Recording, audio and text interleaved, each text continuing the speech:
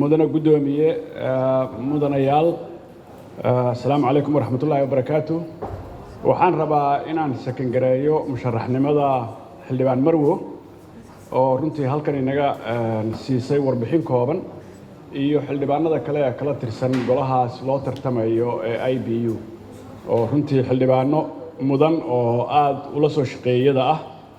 maanta waxay inoo tahay maalin weyn runtii baarlamaanka 11aad oo uu shir gudoomiye ka yahay mudane Sheekh Aadan Madoobe oo horena gudoomiye hore u soo noqday laakiin marxaladda maanta la jooga ay uga duwan tahay tii hore marka hore gudoomiyaha golaha shacabka waxaan isaga oo shaqo fiican isaga laftiisu ka soo qabtay hawshaan aan ka warqabo anigu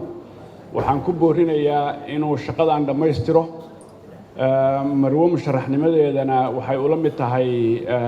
gudoomiyenimadiisa oo laabatay oo kor u kacday oo guul dheeraad u soo hoyatay in uu arintaas influence-kiisa waqti badan buu gudoomiye ahaa baarlamaanada caalamka dad badan buu ka yaqaanaa gaar ahaan kuwa carabta inuu shaqadaas laabo waqtiga inta ka hadhay waana ku mahadsan yahay intii hore shaqadu ka soo qabtay maanta baarlamaanka Soomaaliya 11aad in aynu hawsha qabanno oo u guntano runtii guul weyn bay inoo noqonaysaa baarlamaankan IBU waa laga sheekeeyay 129 wadan baa ku jira influence-keena iyo meesha uu ina gaarsiin karo ma qiyaasi karno wuxuu kale oo samayn doonaa in shirka lagu qabto adduunka muqdisho lagu qaban doono haddaynu ku guuleysano kursigaas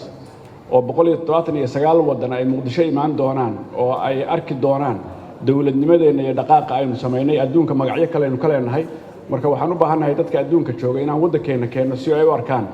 bal isbeddelka inagu yimid iyo horumarka dawladdeena ka jira baarlamaankeenana fulaxantii ma moogay Soomaalidu magacyo kale inoo yaqaanaan oo niman iska danaystayaalaho meesha wax kale u joogay